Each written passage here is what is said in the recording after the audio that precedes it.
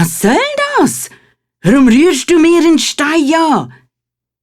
Hat der andere angeschrien. Ich rühre doch nicht, hat der erste geknurrt. Und sie haben das ganze Weile gezankt miteinander. Aber dann sind sie müde geworden und wieder eingeschlafen. Der Schneider aber, da oben auf dem Baum, hat sein Spiel wieder angefangen und hat ihm der Ries mit aller Gewalt einen Stein auf die Brust geschossen. Jetzt langt's aber, hat der geschrien und hat auf sein Gesell eingeschlagen. Der hat sich das natürlich nicht gefallen lassen und hat mit gleicher Münze umgegeben. Die zwei sind so wütig geworden, dass sie Bäume ausgerissen haben und aufeinander los sind. Sie haben so lang aufeinander eingeschlagen, bis beide tot am Boden gelegen sind. Jetzt ist Schneiderli vom Baum oben runtergekumpelt und hat gedacht, nur gut, dass die nicht den Baum ausgerissen haben, wo ich drauf gehockt bin. Dann ist es zu den Soldaten am Waldrand und hat gesagt, da drin liegen die zwei Riesen.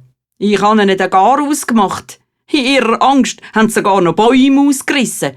Aber da hilft alles nichts, wenn einer kommt wie ich, der 7 auf einen Streich mag. Ja, bist denn du nicht verwundet? Haben die Männer gefragt. Nein, die haben mir nicht einmal ein Hörli krümmen. Die Soldaten haben es fast nicht glauben und sie sind vorsichtig in den Wald gegangen.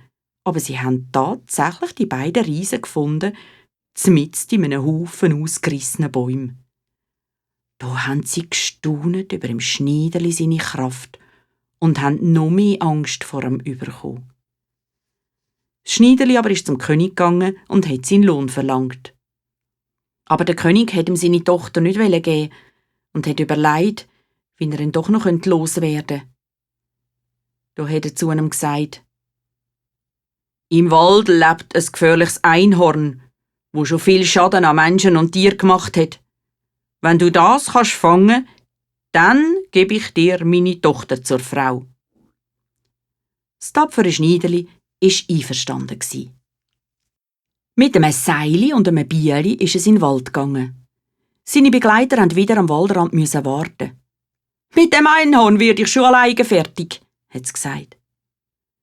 Kaum war das tapfere Schneiderli im Wald, ist das Einhorn auch schon zu Rennen gekommen und hat das Schneiderli aufspiessen. Sachte, hat das Schneiderli gesagt und ist ganz ruhig vor einem Baum stehen geblieben. Erst, wo das Tier ganz nahe war, ist das Schneiderli geschwind hinter den Baum gesprungen. Das Einhorn ist so mit aller Kraft gegen den Baum gerannt, dass es nicht mehr stoppen konnte und sein Horn mit voller Wucht in den Stamm gerammt hat. Es hat sein Horn nicht mehr rausziehen und ist so gefangen gewesen. Das tapfere Schneiderli hat dem Seil um den Hals gelegt und mit dem Bieli das Horn wieder aus dem Stamm rausgeschlagen. Dann hat es das gefangene Einhorn zum König gebracht und ihn an sein Versprechen erinnert. Der König ist verschrocken und hat schnell überlegt, wie er den Held doch noch loswerden könnte.